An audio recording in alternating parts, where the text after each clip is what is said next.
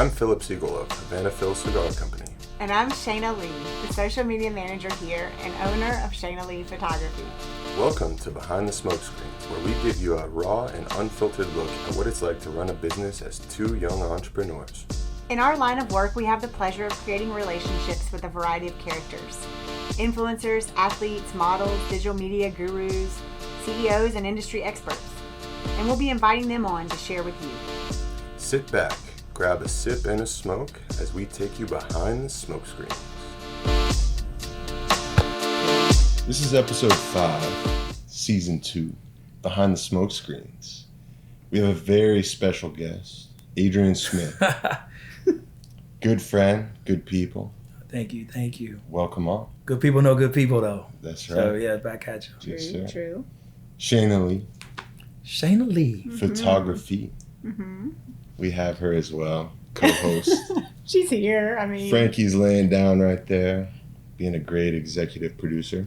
This episode is presented by Cooper's Craft. So good. Smooth. Beautiful bourbon out of Kentucky.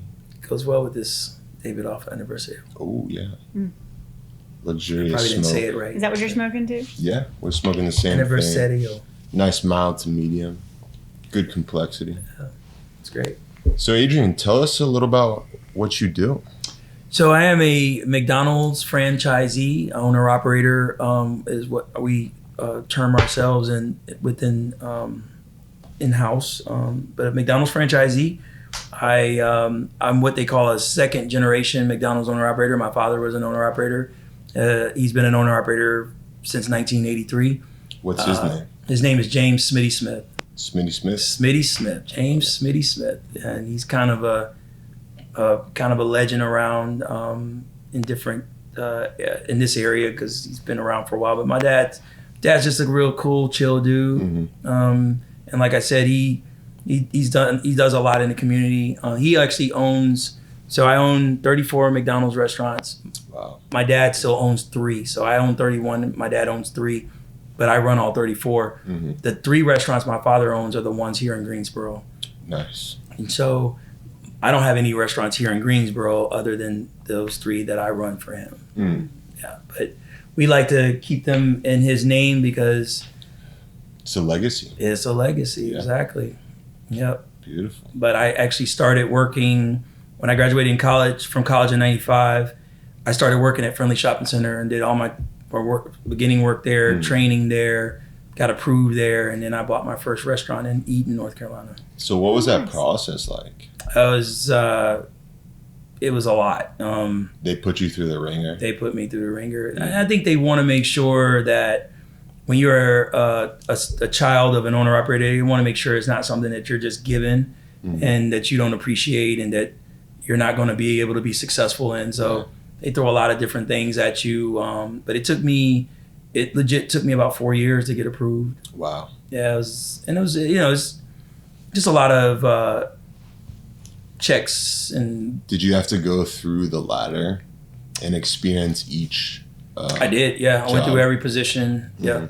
Ironically, I did that after college, but I started working at McDonald's when I was 11. Wow. Yeah, I was 11 years old. My mom had to make me a uniform because the ones that were made for obviously the 15, 16-year-olds and older didn't fit me because I was a small kid. So my mom had to alter this uniform up for me and my sister. And my sister was 9. And they used to put this little crate in the drive-thru and she would stand on it and she would pass the food out the window. And no way. I was in the grill area and yeah. So you learned customer service at an early age? I really did. I learned a lot at an early age. Yeah. We had to work though. It wasn't an option. It was funny because we would be in a car on Saturdays driving to the restaurant and my friends would be riding their bike next to the car like, can you come out and play? And I was like, no, I gotta go to this freaking restaurant and work. Yeah. I was like complaining the whole way. Right. Bitching and complaining the whole way. But ironically, as I got older, I was never afraid to work. Yeah. Never. Like it was never a big issue. When I got out of college and I would be working 14 days straight, 14-hour shifts, just working, and it never bothered me. Right. Got up, did what I had to do. I was in my early 20s. So I would go party with my friends, knowing I had to go to work and be at work the next morning at 4:30. Right. I literally get home at 3:30, take a shower, and go to work. Yeah, I've been there. Lord. Yeah, literally standing over the grill, Yeah. like, oh my God, I can't wait for 2:00. Yeah. I'm so tired right now. But hey, Yeah. and you know, Oh, That's when you experience the real hustle. oh yeah. Yeah. And it was not an option of calling in because my dad was the boss. It was like, Right.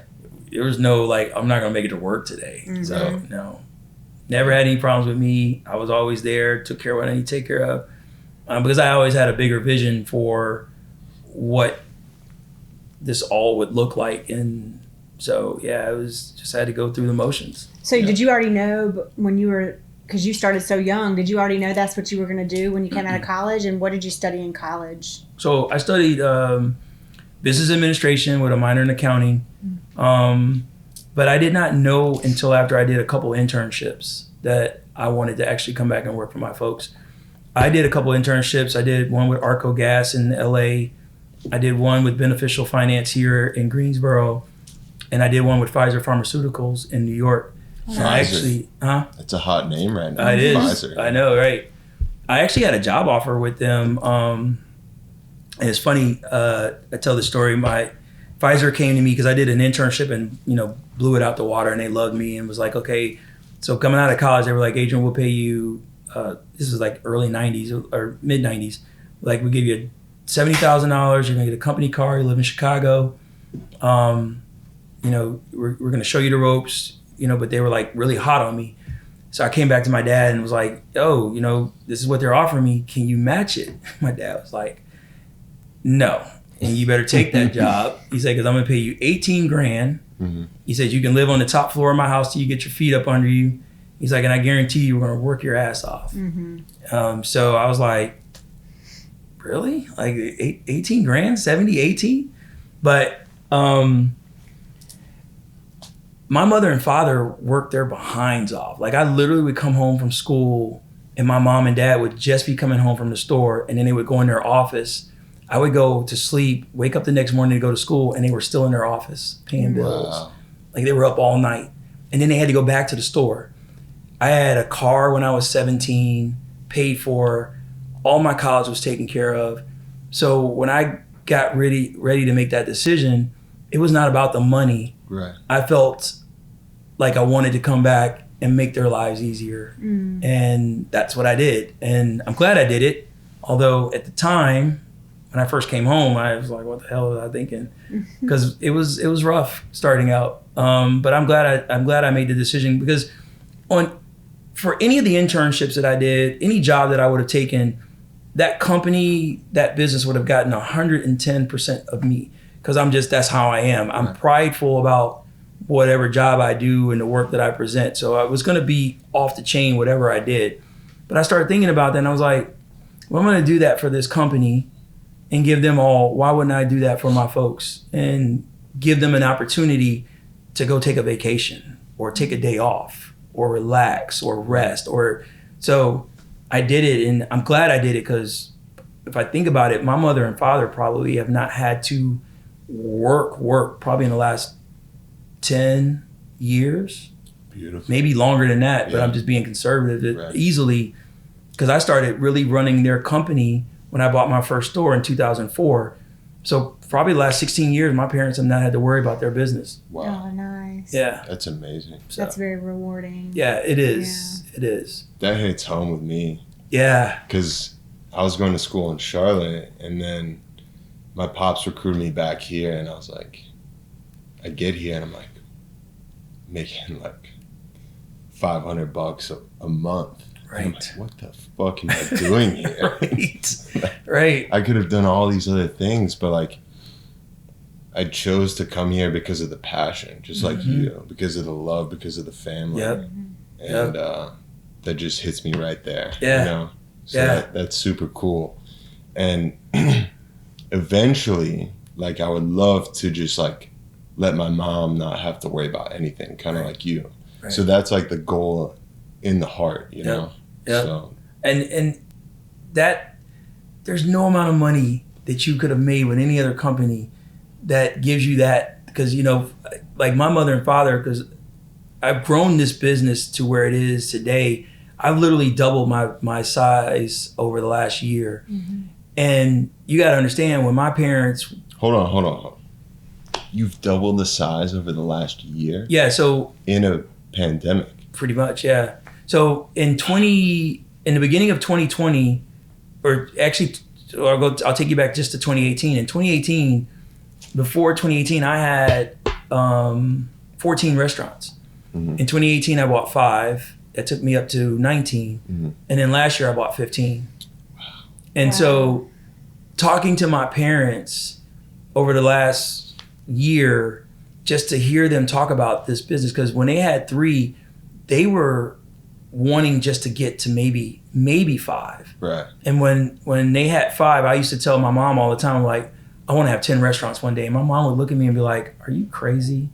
Like, why would you want to do that? Because they were looking at it the way they were running it, mm-hmm. and the time and hours that they were putting it in, thinking, if you had 10 of these, there's no way you would have a life. Right. Yeah, I was just thinking, at some point, does it turn into, and it's like it's like investing back into the business and delegating to managers across the board. It's all about people. It's all about people. I have one of the best teams of people. If you want to say there's any genius to what I do, it's me being able to recognize good people, take very good care of them, and just be there for them in terms of a resource for them to do what they do, make sure that their dreams and goals are realized so that they're happy where they're at and don't want to go anywhere. Right. But the only reason why I was able to do what I've been able to do is because I have an awesome team of people. Mm-hmm. We bought 11 restaurants in September, and we took them over without a hitch. Wow. Without a hitch. And literally in that same month was double-digit increasing in probably 9 of 11 of them. So how do you find such good people? Like, what is your trick to that? Because I think that's that's the big thing about successful business is the people behind it. So what worked for you? I think with me, the fact that I did it all, I thank you. The fact that I did what they had done and I could relate to them, that was a big piece. Mm-hmm. The fact that I wasn't asking them to do anything that I hadn't done, or I wasn't requesting of them anything that wasn't realistic. Mm-hmm. Then whenever there was a hitch or a problem in things that they did, because I had done it, I understood exactly what it was, and I didn't just bring the roof down on them like, what do you mean? So I think the fact that I could relate to them, I treat them like they're people, and I don't talk exactly. I don't talk down on them. I don't feel like I'm better than any of them. Mm-hmm. I treat them like they're family, and they always know. Give you an example, we have vacation days and we have off days and all that stuff. But I'll have a manager back when I was managing, I'd have a manager call me like my daughter's sick. I need to be out a couple days. I'll use some of my vacation days. I was like, no, take care of your daughter. When your daughter's well, come back. We're good. Mm. Take care of your family though. Take care of your daughter. And you're not going to use any of your vacation days. Those are your vacation days. I'm not going to take your vacation days away. Yeah. Or if you needed to be out a couple of days, you just take your days off, because what I started to notice is when I would do it that way, when people needed to work an extra day, they would just do it. Right. Mm. And they wouldn't be like, well, I need overtime now. Mm-hmm. So it was all about just being fair and equal. And you make it sound so simple. It is. But in reality, it's like you can't get that in so many places. It's crazy though. Yeah. Because that's an investment in your people. Mm-hmm. And a lot of, it's just like any of us, your family is the most important thing to you. Yeah. And so when you're able to do it without the tension of, I got to get back to work. Don't take care of your daughter. Right. As long as your daughter can't go to school, you can't be here at work. Go take care of your daughter. And it's just a comfort level of, man, that's all right. And while she's at home, don't you call her. Call me. Don't call her. Right. Let her take care of her daughter. So when she gets her daughter straight, she comes back with this whole renewed thought process of her job. And even her husband's like, oh, you better not mess up that job. That job allows you to, take care of your family when you need to. So they find the serenity through your being forgiving. Exactly. Yeah. And it's just like genuine care for people. It's understanding just like the human spirit and our needs and what is important and what should be the most important thing. And I think that's one thing in the last 10 years, 10, 15 years in the workplace, there's been a lot of shift towards more of that work-life balance and people being more understanding. And I think a lot of that is the generation difference. That's exactly what it is. And people expect that in a company now. Yep. And if the company is behind what am I trying to say? Behind the times. Behind the times, yeah. Behind the smoke screen. Like if a company is not with it as far as if they're not understanding what the needs of what people's needs are and the flexibility there and even now, if you look at it now, it kind of led to this past year with COVID and everything, but the whole work from home thing. Yeah. I mean, I experienced a lot of that when I worked in DC. I was a contractor in DC for a couple of, for Homeland Security and FEMA, and I worked from home a lot. And I went in some to the office, and there was this total flexibility in my work life. And there was like a trust there with the employees to get the work done. Mm-hmm. And that was around the time where there was this huge shift and expectation, and people were coming out of college and they wanted to go to the companies yep. that understood what that meant and yep. understood like, I'm working, but work is not my whole life. And it's like living, I'm not living to work, I'm working to live mm-hmm. kind of thing. Right. And I think there was like a huge shift there. So understanding that as a business owner, I think is so valuable, and it's almost necessary now. If you want help, yes. If you want good help. If you want good help, yes. The good people they understand that. Yep. That's completely millennials thought mm-hmm. process. Mm-hmm. And right. the way like we used to train completely different, and now millennials just you have to train them differently. You have to treat them differently. We used to think, you just throw money at situations or throw money at people and it would break. But millennials are more. They want experiences. Mm-hmm. They want you to say quality. I love you. That too. Yeah. They need a little bit more attention. Is that what you say? They need a little bit more attention. I'm not a millennial, so I got to be careful with that because I'm a Gen X. So I am. Yeah. So I can say. Yeah. No, that's funny. I'm curious about the transition. So you moved back to Greensboro, right? Mm-hmm. And you started working, and then you worked your way up through the ladder, and then you got your first store. Mm-hmm. What was that like? Because that's what I'm doing right now. So I'm so curious about. It was crazy. About how Can you that imagine having 35 was. stores? Crazy. It's so wild. Oh my god. It was crazy. So it was crazy because I was running my dad's business, running it in his 3-4. He had 4 restaurants at the time, and so I was running them.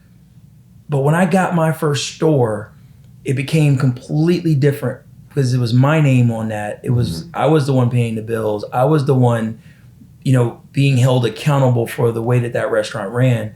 And so when I got my first store, I was still charged with running his stores. And because it was my first store and I paid a lot of money for it, I didn't even get a salary out of his store. Out of my store. I didn't get paid out of my store at all because I couldn't afford to. Right.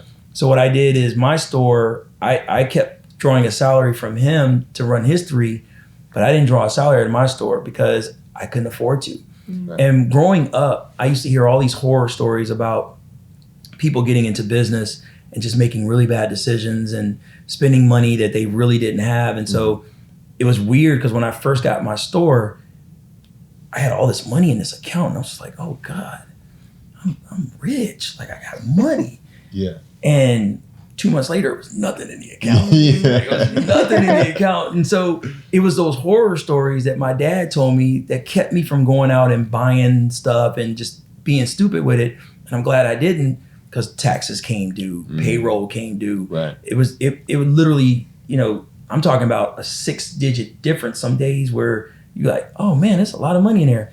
Next thing you know, like, where's the deposits? We need to get the deposits. Because you have sales tax, you got payroll tax, payroll tax. Property tax. Yeah. McDonald's. I had to pay McDonald's, and all that stuff gets taken right out of the account. It's not like you sit down and, I'll pay these people today. No, it's like sucked out of the account. Mm-hmm. And so if you're not careful, you don't have that money. So it was a quick growing up situation. Like, it was like one of them situations where you're like, oh, it's like that. You gotta sit up and like, it gets real quick. Yeah. And it was good too, because when I bought my first store, my dad didn't help me with any of it. Mm-hmm. How old were you? I was, 31, 32. Okay.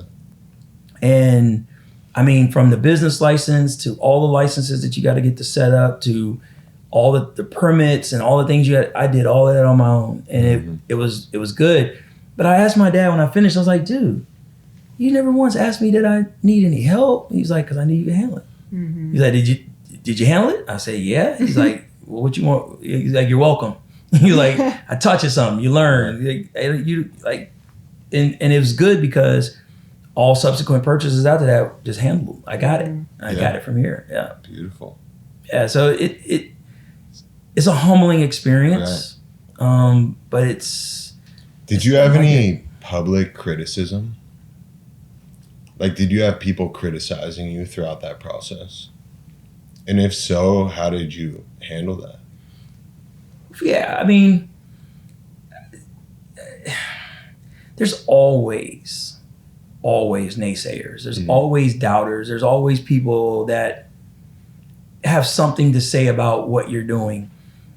But I don't know. I almost use that as fuel. I like that, because I love being the underdog. I love the fact that you or some other people have this thought process in their mind that I can't do it. It just kind of, okay. Yeah, while you're over there sitting there thinking that, watch me handle this. Mm-hmm. And it's so funny, because I used to go into my store or my dad's restaurant, and as I'm walking through the store, the general manager that he had working for him was like, y'all, shh, be quiet. Here comes the boss's son. He's coming to take your job. Here he comes to come take your job. Yeah. And one day I walked over to the general manager, and I didn't say it loud, but I just said, your job is safe. I don't want your job. Right. Yeah. If you're worried about me taking your job is safe. Right. The job I want is much bigger than this, dude. Yeah. So why are you worried about me taking your job? Yeah. I don't want no parts of that. Like, so I don't know. I'm a 5 and 10 and 15 year thinker. So when I was getting my first store, I wasn't thinking about this year. I was thinking about 5, 6, 7 years out. Because I always feel like when you're thinking about this year, it's too late. Yeah. You gotta be a future. You're stuck. You gotta be like I'm a chess player. Moves I'm making now are not for now. I'm setting you up. I'm setting this up. I'm setting this game up. And so things I'm doing today is setting up for setting up for my future. Because so many people think that success is going to happen overnight, and they think if it doesn't, then they might as well give up on what they're trying to do or trying to accomplish, and that's just not in it. It's a long game. It is. And there's also a journey to it that is really important for growth and understanding of what you're doing and being better at what you do. And if you think 5, 10, 15 years down the road, then it's not about success. It's just about consistency. And in fact, there's going to be a lot of failure in the process. And I think it's about going to those failures and saying, okay, what went wrong here? How can I fix that moving forward? And or how can I change things so that it can be better? And instead of saying, oh man, this was a rough year. I didn't make as much as I thought I was going to make. All the money went back into the business. I'm really struggling and this, that, or the other. I think I'm just going to have to fold on it. And the people that are successful in running their own businesses are the ones that stick with it when it gets hard. And I think that's a really important thing to say, because starting a business from scratch is not easy. And nobody is going to tell you that it's an easy feat. Right. And I think that's probably why most people don't, a lot of people that really want to do it don't, because of the fear of failure in that way. But the people that really stick with it and get to where they want to be down the road in that like 5-10 year span, those are the ones that are really glad that they stuck with it in the long run. But it's a lot of work in the process. I equate life sometimes to a college course, and I don't really see the failures. I see that as an education. Mm-hmm. So when you sign up for college, lessons, right? Yeah. So when you sign up for college, you take courses. When you get those courses, there's a fee or a tuition that you pay to take those courses. Mm-hmm. And then at the end of the course, you get a grade to determine whether or not you learned the lesson or not. Well, in life, you have life and situations that happen. And so some people will see a bad occurrence or something bad that happens to them as a failure or a negative. And I always say, well, did you learn something from it? Oh man, I learned a lot. Well, that's your college course. And if you learn something from it and you take something from it and you're able to build on that, then you pass that class. And your tuition was whatever it cost you. If it cost you money, if it cost you friends, if it cost you whatever it cost you, that's your tuition. Yeah. Relationship. Right. Now, if you don't learn, well, that's real though. Yeah, that's real though. Yeah, it is real. But if you don't learn from that, then you fail that course and you will have to repeat it, unfortunately. Right. And that's the so I don't, a lot of times people like, I'll talk to friends and I'm like, man, they're like down on this situation. I was like, well, wait a minute. Did you learn something from that? They're like, yeah. And they'll start telling me all the stuff they're learning. I was like, is it really a failure then? Yeah. Because you actually learned really something from it, My nuggets, son, all these nuggets. Like I was just saying. Well, my son did that to me the other day. He came to me and he just had a rough day. How old is he? 18. Okay. And he's a senior in high school? Senior in high school, yeah. And it was a couple just things that didn't work out the way he needed to work out for that, but he learned something. So I called him and he was just sounding real down. I was like, what's wrong, dude? He's like, the day just didn't work out the way I wanted it to. I said, okay, but you learned something, didn't you? Because I was with him part of the day. And it was like, he was like, yeah. I was like, so you learned this, you learned that, you learned that, you learned that. I was like, not a bad day, huh?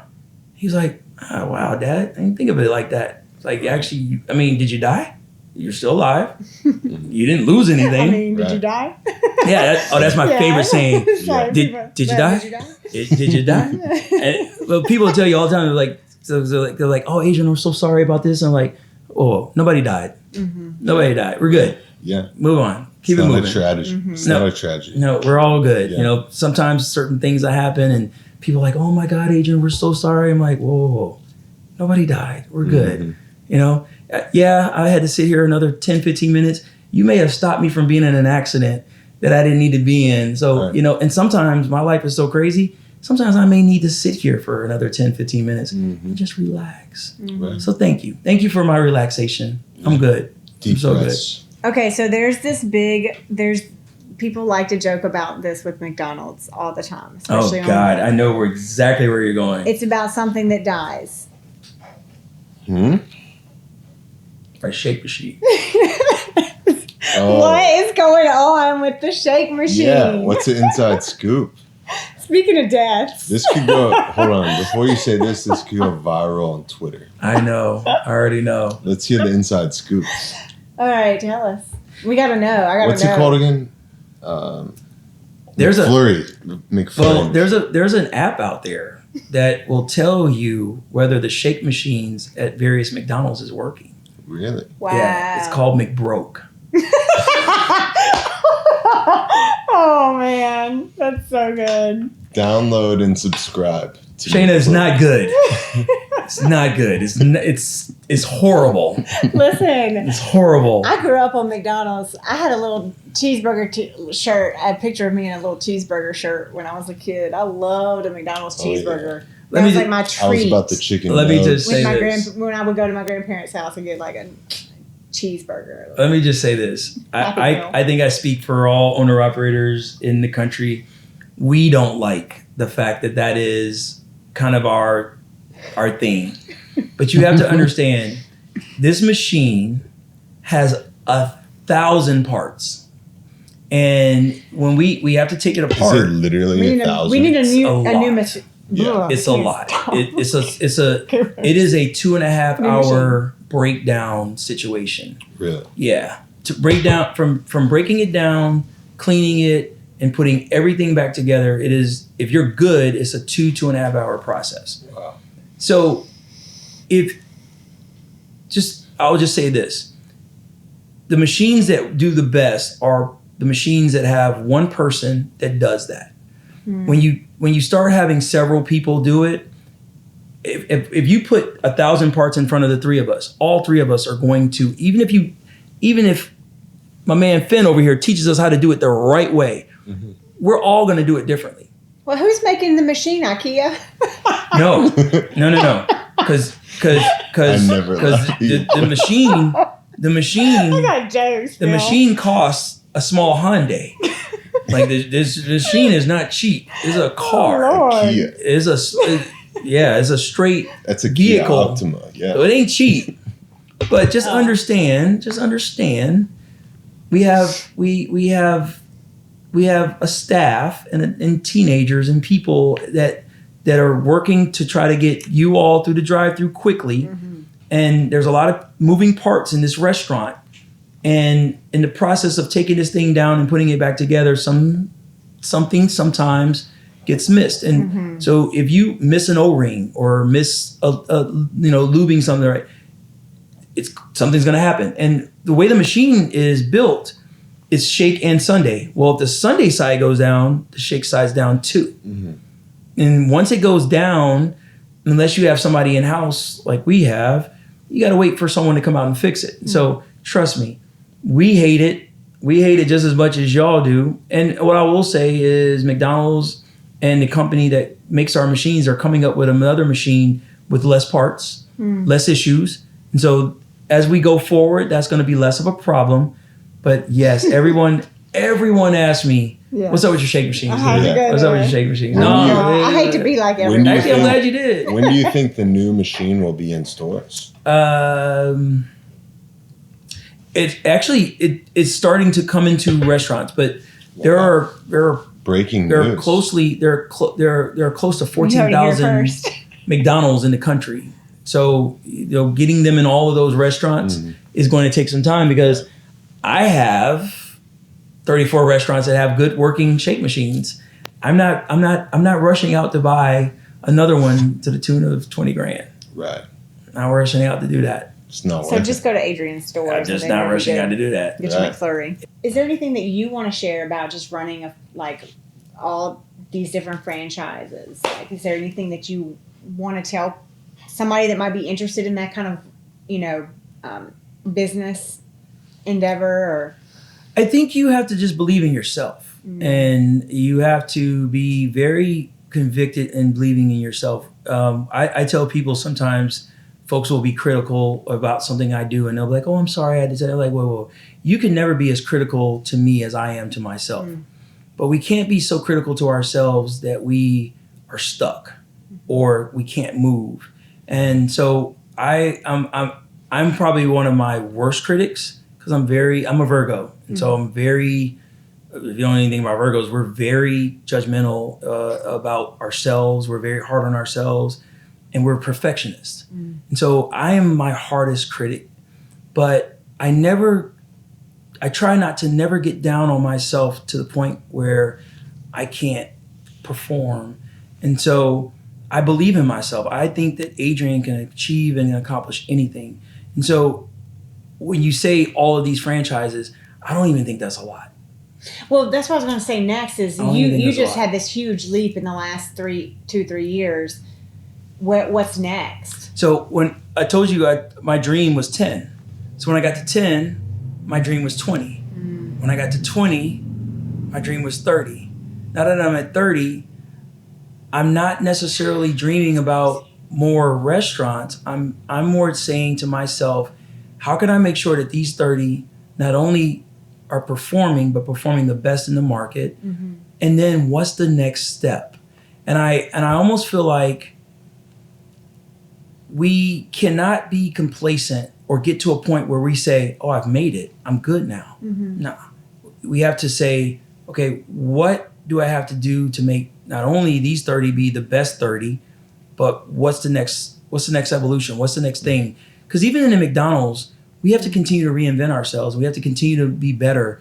Can I move this drive-through quicker? Can I serve this customer quicker? What can I do to make this customer's experience better to where they say, yeah, there's all these other restaurants out here, but this is my McDonald's. This is the one that I want to go to. And that's why I respect what my man Phil does here.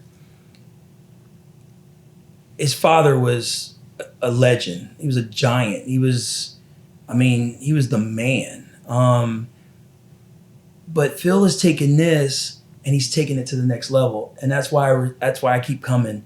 Like, I come here because I love what you do with this place. I love what you've evolved and made this place. And even in the shadow of your dad, you've made this your thing now. And I come here and I support you because I believe in you and what you're doing with this. And I like, that's what we got to do. We have to continue to evolve it and make it something different and make it our own. And so I don't know how to answer that question directly, because I think it's an evolution. It's always an evolution. And what's the next move? What's the next step? But if business and life is this evolution, then how do we really define success in the end? Because at some point we have to find something that we settle with or that we're happy with. And I think that goes for any industry. What is that for you? And I think it's very individual and personalized and so yeah, it's going to be different across the board for anyone. But what does that mean for you? Okay, so let me answer it this way then. I gauge my success every day. I don't know if I necessarily have a finish line that I'm seeking. It's an everyday success. And so what I do is I look at it from a bigger picture of saying, if I do this every day this way, it will continue to get better and better. And so I gauge success more. I told you earlier that I look at it from a 5-10 year, but I gauge my success on a day-to-day basis of success. Monday, do this. Was it a productive day? Yes. Did you get these things accomplished? Yes. Did you leave some things you need to get? Yeah, for sure. But did you have a good day? Did you get a lot of things accomplished? Absolutely. That's a success. And so I look at it more almost like a marathon runner. They got 26 miles, 26.2 miles to run. Is it the... She's a runner. Okay, so you get it then. I've run a few, yeah. So do you gauge it by the whole race, or do you say, I got 1 mile, now I got the next mile. How was this mile? Now I got the next mile. Next thing you know, you finish the race. But if you start that race off like, oh my God, I got 26.2 miles to run. How hard is that to accomplish? So you have to make it you have to make it 26 minor races, and you have to accomplish 26 minor races. So when I look at my bigger plan, it's a lot of mini successes that I have to accomplish. And after I accomplish those many successes, then I accomplish my goal. I love that. Day to day, it's just... Day to day. Yeah. And we can get down on ourselves because we think that this is a bad day, but it's not a bad day. Did you learn something? Did you accomplish something? That's a good day. Did you die? No. You still here? Yeah. Hey, you have something left to do. Exactly. It's like, exactly. Yeah. It's like what Jimmy V said. If you laugh, you cry, and you think, it's a hell of a day. It's a hell of a day. It's a hell of a day. I see you, Phil, with some and you know quotes what? coming in here. That's my job. I'm supposed to bring that. Some of my best days are after some of my best cries. Yeah. Some of my best days have been after my best cries. Because I think sometimes as men, we hold a lot of that stuff in. Now. When we let that out, and we see clarity. Yeah. Growth. Boom. So that's beautiful. Well, cool. I love that. I say we wrap it up here. Yeah. It was a great episode. Yeah. I think so. Yeah. I hope so. Yeah, that was fun. Thanks for coming on. A little bit of business, Oh, a little bit of thanks fun, for having a little me. bit of crazy. Thanks for making this easy. Yeah. This was not... We're going to have you and Max on at the same time. Oh my gosh. That'd be nuts. Oh, I don't know. Yeah. See, I get intimidated when I get in the room with Max. No, man. That dude, no. Max he's is the not man. at all that, he's not at all, I can understand that, but he's so Down to just earth. chill. Yeah, he Yes, is. he's so easy to talk he to and just is. such a nice guy. Oh, he is. That it's just fun. Like, No, we got to do it. yeah, Yeah. that'd be I fun. would love to. I would love to. We'll do He's it inspiration to me. So once yeah. he builds his new house, we'll go to his house and do it there. And Max is building houses. Max is starting he's got his own airplane business now. I'm like, Yeah. dude. Yeah. He called me the other day and wanted to talk to me, and we've been both going in different directions. I got to hit him up tomorrow and tell him that I did this. How do you know Max? I met Max through some other mutual friends of mine. Okay. And we have this group that we kind of formed of just guys that are doing things that we're doing, and we just kind of get together and just inspire one another. And that's how I met Max. Yeah. But again, That's important. That good people attract good people. It's true. And when I first met Mike, it was just like an instant, like, yeah, something about this guy. I don't even know him yet, but something about him that just clicks. Because I'm a very genuine person. I don't fake. I'm not good at being fake and phony. Yeah. So I ain't cussed on here, but I don't mess with you like that. I don't mess with you like that. Yeah. But I genuinely like this guy because he's just a good dude, and I learned from him. He's just a good dude. So I appreciate him, and I appreciate what he's done here. I respect that, and We appreciate you. something about the whole father-son thing. I love that. Yeah. I love that. It's beautiful. I love that. It's all about family. It is. And only good people on Behind the Smoke Screen. That's right. Yeah. God, That's we are right. so lucky. Oh my God. Every episode, I'm like, that was so good. Like just having the opportunity to sit with people and just like get real about business and get real about just like life. Yep. And just having this time together because time is valuable. And Yep. we know that. And Well, we what is appreciate your time? time. I appreciate you, Shayna. I appreciate you, We gotta go Shayna, all, because like although- philosophical. Yeah. Philosophical over here. I appreciate you because although we just met, you're the beauty amongst beasts. No. Yeah. So, Truth. Well, Yes, somebody's got a job to do. Yes, yes. Just trying to work. Absolutely. Absolutely. Awesome. Thank you. stuff. Well, thanks for coming on. Yeah. This It's my has pleasure. been great. Thanks for inviting me. I feel privileged that you even asked me to do this. I was like, there's no way I'm gonna tell them no. Like, yeah, of course I'll do it. Honestly, I have to say this has been our best episode. Oh my gosh. I've never said that jeez. on the podcast. He really has never You said can that. rewind it, but this has been the best one. Oh man, I appreciate that. Yeah. Thank you. Yeah. Thank you very much. Thank you. Yeah. And we love you guys. And ba-da-ba-ba-ba. I'm loving it.